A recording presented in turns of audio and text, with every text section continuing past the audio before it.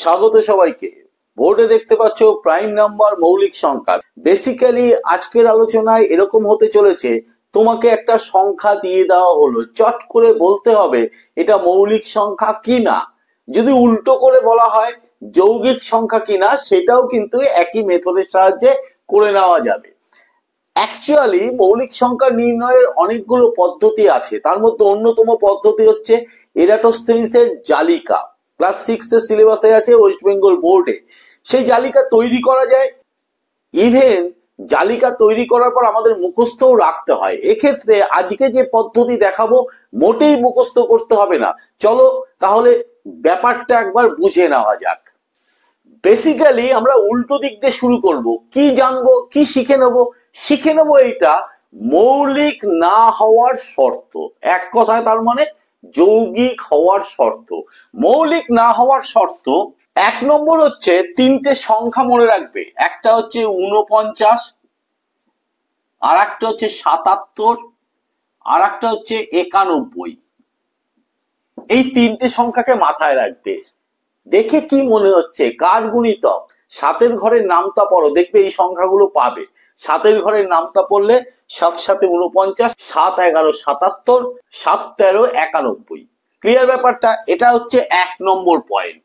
দ্বিতীয় জিনিসটা মাথায় রাখবে, সেটা হচ্ছে অঙ্কগুলোর যোগফল 3 দ্বারা বিভাজ্য। এটা মাথায় রাখতে হবে মৌলিক না হওয়ার শর্ত, অর্থাৎ যৌগিক। উল্টো দিক দিয়ে শুরু করলে সোজা দিকে এগোতে পারবো। 3 নম্বর পয়েন্ট হচ্ছে 0, 2, 4, 5, 6, 9 যে সংখ্যাটা দিয়ে দেবে তার শেষ অঙ্ক এইগুলো আছে কিনা দেখতে হবে। যদি থাকে মৌলিক হবে না। তাহলে শর্ট আউট করে নিই, এই তিনটে শর্ত যদি থেকে যায় তাহলে যৌগিক। এই তিনটে শর্ত না পরিপূরণ হয় তাহলে সেইগুলো হচ্ছে মৌলিক। 1 থেকে 100 পর্যন্ত আমরা মৌলিক সংখ্যা বের করতে পারবো। এবার দুই একটা উদাহরণের সাহায্যে বুঝে নেওয়া যাক। সাপোজ ধরো 43। দেখো তো তিনটে শর্তের মধ্যে পড়ছি কিনা।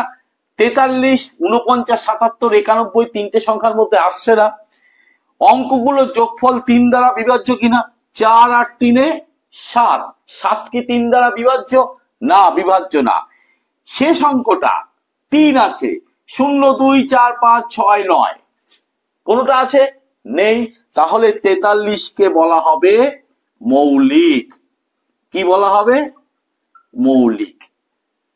পরিষ্কার? 81 সংখ্যাটা মৌলিক কিনা। ক্লিয়ার? তিনটের মধ্যে নেই বটে, কিন্তু 8 আর 1 9, 9 তো 3 দ্বারা বিভাজ্য।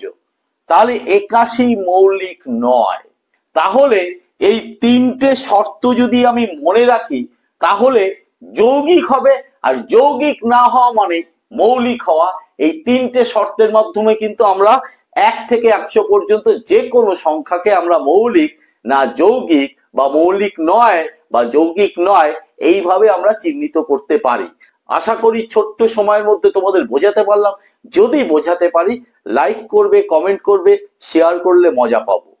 চ্যানেলটিকে সাবস্ক্রাইব করবে, সাবস্ক্রাইব করে বেল আইকন বাটনটি প্রেস করে দিয়ে অল নোটিফিকেশনটা চালু করে দেবে। আজকের জন্য টাটা, বাই।